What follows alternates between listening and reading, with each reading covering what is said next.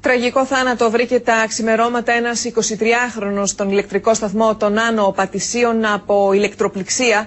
Πάμε να συνδεθούμε με τον Βαγγέλη Γκαϊντέ να μας πεις, Βαγγέλη, τι έγινε. Λίνα, στις 4 τα ξημερώματα, 23χρονος μαζί με 10 φίλους του πήγαν στον ηλεκτρικό σταθμό των Άνω Πατησίων, κρατώντας σπρέι για να γράψουν συνθήματα. Από τις κάμερες ασφαλείας όμως, οι υπάλληλοι του ΙΣΑΠ τους κατάλαβαν, πήγαν στο σημείο 2 φύλακες. Οι νεάροι μόλις είδαν τους 2 φύλακες, άρχισαν να τρέχουν για να μην τους σταματήσουν. Ο ένας από αυτούς, ο 23χρονος, γλίστρισε, έπεσε πάνω σε μια γραμμή, τον χτύπησε το ηλεκτρικό ρεύμα. Οι φίλοι του τον πήραν από το σημείο, τον μετέφεραν και τον άφησαν μία ώρα αργότερα στην οδό Δεκελία στη Νέα Φιλαδέλφια. Μάλιστα έγινε και ένα τηλεφώνημα στο ΕΚΑΒ από καρτοτηλέφωνο και πιστεύουν οι αστυνομικοί ότι κάποιος φίλος του ειδοποίησε με αυτόν τον τρόπο το ΕΚΑΒ. Ήταν όμως ήδη νεκρός από ηλεκτροπληξία. Τώρα οι αστυνομικοί είναι θέμα χρόνου να εντοπίσουν τους φίλους του και να δουν ακριβώς τι συνέβη. Είχαμε αυτό το τραγικό συμβάν. Πλήρωσε το χόμπι του με τη ζωή.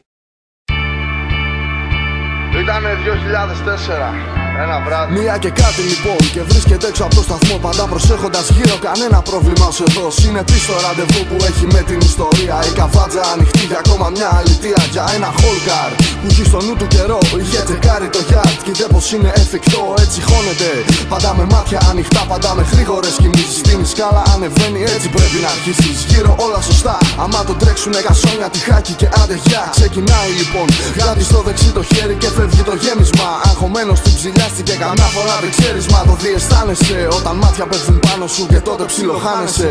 Μα ήταν ήδη αργά, 4 τύποι σκάνε δίπλα το εντελώς ξαφνικά. Δεν πρόλαβε να καταλάβει, μα δεν πρόλαβε να δει. Και ο ένας φωνάζει αστυνομία ρε μουνί. Έμοιαζε με καρφωτή, μα σιγουρεύτηκε όταν άκουσε τον μπάτσο να λέει στο CD Κάτι φίλοι του παλιοί. 98, μια νέα κλίκα πιτσιρικάδων μαφιάδων που ψάχναν κονέ. Ναι, κάτι παραπάνω από bombing στην πόλη. Το γνωρίζαν στο θυσίο, στο φεστ. Στην αρχή σαν θαυμαστές, τους πήρα από κοντά. Σιγά σιγά τους έμπαζες σε νέες καταστροφές. Σαν δάσκαλους μαθαίνοντας καβάζες που δεν πρέπει να κάψουν. Από που μπαίνουν να μην βγαίνουν, να πετάν πέτρες σαν παίζει να τους αρπάξουν. Ή να κρύβονται σε trust trains όταν σκάνω σε τζίδες. Πέρα το θέμα παρέα δεν είχε συμφέρον. Τους είχε για βλάκες 15χρονους για τις δουλειές του. Όπως χίλιες κάμερες και φωτογραφίες που λες με συνεργασίες. Είχε γαμίσει μηχανές, εμπειρός μα χωρίς φιλίες πολλές. Τους έψινε για μια καινούρια να σκάσουνε ραντεβού. Να γαμίσουνε μια καινούρια κούκλα το λοιπόν. Την ίδια νύχτα τρύπωσαν απ' την κομπόλ. Σαν ποντίκια στις κινήσεις, σαν σκορπί στις ενισχύσεις.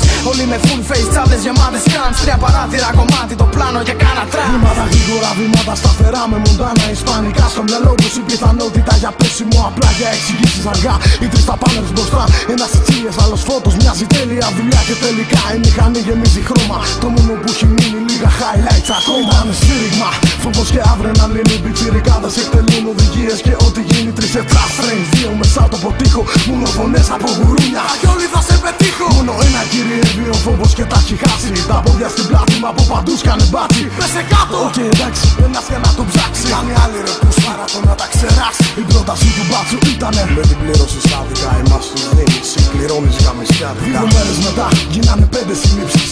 Ξυλώθηκαν σκληροί φωτογραφίες για αποδείξεις. Μια φύγη χωρίς άλοθη. Φώτος για πιστήριο. Πιτσιρικάδες 6 χρόνια στα αναμορφωτήριο. 6 δύσκολα χρόνια, 15χρονη αντίθαση. Πάντα μες στο μυαλό τους ίδιους απ' τους για εκδίκηση. Χωρίς εμπιστοσύνη δεν ψάχνουνε πια γιατί. Οδόντα αντί οδόντος, καρφωτή στην καρφωτή.